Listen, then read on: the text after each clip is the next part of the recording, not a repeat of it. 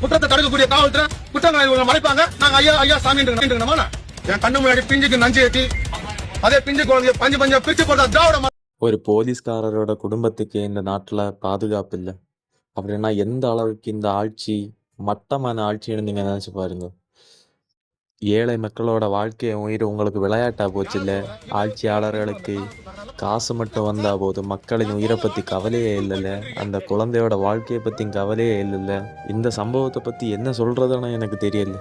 மக்களை நீங்களே சொல்லுங்க, இதுக்கு என்ன தண்டனை கொடுக்கலாம், இந்த ஆட்சி என்ன பண்ணலாம், இந்த திராவிட மாடல் ஆட்சிக்கு நீங்க இருக்கணுமா வேண்டாமா, அதை நீங்களே சொல்லுங்க. கமெண்ட்ல வந்து இட்டு போங்க. இந்த குற்றத்துக்கு இந்த திராவிட மாடலை ஆளுநர் அவர்கள் அகற்ற மாட்டார்.